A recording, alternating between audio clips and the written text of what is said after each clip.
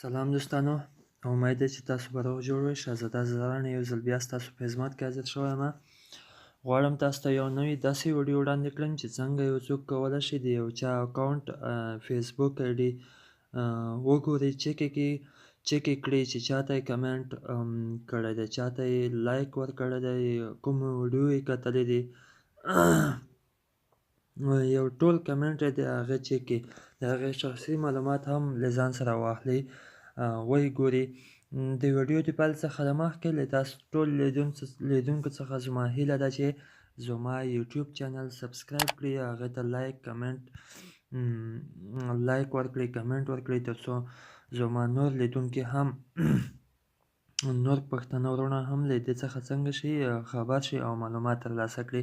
دا زما یوټیوب چینل دی، دلته سبسکرایبر بیخي کم دی، هیله ده چې تاسو یې ووینئ، هغه چک کړئ، هره ویډیو نه ګټه واخلئ او معلومات ترلاسه کړئ. د ویډیو په پیل کې لومړی ځو هلته ویب براوزر ته ځو.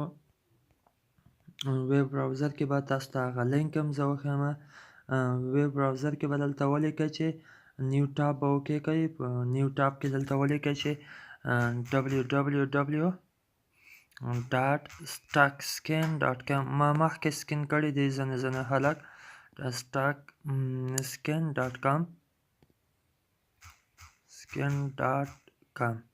کله مو چې دا اوکې کړه په هغې باندې انټر، کله چې انټر شو منتظر پاتې شئ، دا تاسو ته راغی. دوستانو همدغه لینک دی، همدغه سایټ دی چې تاسو کولی شئ د یو چا آی ډي هغه باندې چک کړئ، ویې ګورئ دغلته تاسو ته ټول معلومات د هغې پروفایل په باره کې، د هغې ټاګ په باره کې، د هغې کمنټ لایک په باره کې، د هغې پلیس په باره کې ټول معلومات تاسو ته درکوي. زه لومړی هغه کې خپله فیسبوک اکاونټ چې دی هغه باید په ویب براوزر کې خلاص شي. ویب براوزر کې مخکې ما خلاص کړی دی، خپل فیسبوک براوزر ما مخکې همدغلته خلاص کړی دی. اوس غواړم چې دلته یو نفر پیدا کړم، هغې سکین وګورم چې چاته یې لایک کړی دی، چاته یې کمنټ کړی دی. تاسو ته د یو نمونې په شکل زه یو نفر ښیم. هغه نفر زه پیدا کوم، چې هر یو مو پیدا کړه زه تاسو ته ښیم چې څنګه یو نفر سکین کېږي، کتلی کېږي چې چاته یې ویډیو کړي، چاته یې کمنټ کړی دی. ښه، دلته به راشو، یو ګروپ به سرچینګ کو. داسې نفر باید زه سکین کړم چې هغه شناخته نه وي، ځکه بل وخت لپاره زما نه بیا خفه نه شي.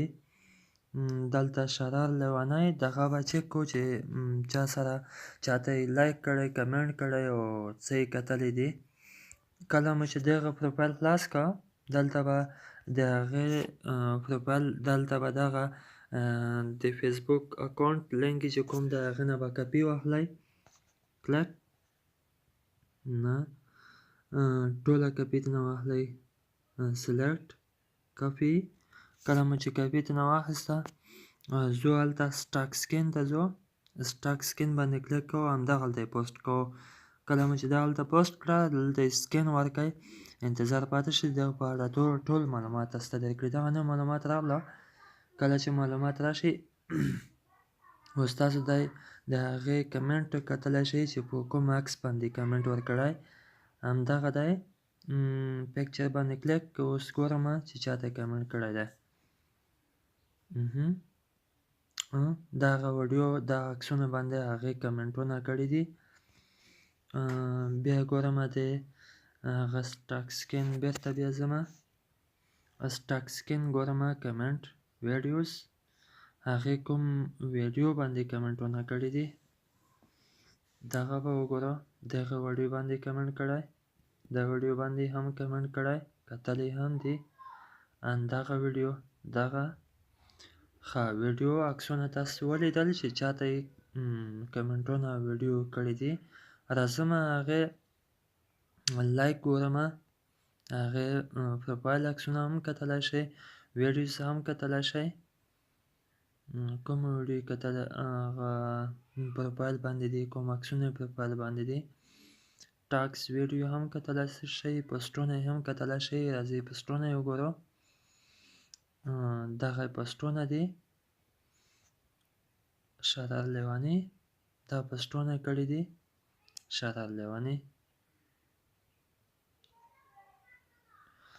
او داسې نور معلومات هر څه چې تاسو په کار وي د هغې په سټاک سکین ډي له مخې تاسو کولی شئ هغه وګورئ هغه چک کړئ د هغې پروفایل عکسونه هم دلته تاسو ته ښیي شرر لیونی دا د هغې آی ډي پروفایل عکسونه دي تاسو کولی شئ هغه چک کړئ د هر چا آی ډي تاسو کولی شئ همدغسې له هغوی سره همدغسې پروفایل عکسونه یې وګورئ چک یې کړئ ویډیو وګورئ هیله ده چې سمه استفاده ترې وکړئ او غلط ګټه ترې نه وانخلئ دا وه د نن ورځې ویډیو چې تاسو ته مو وړاندې کړه تر بیا مو په لویه لاس سپارم د یوه سوکاله روښانه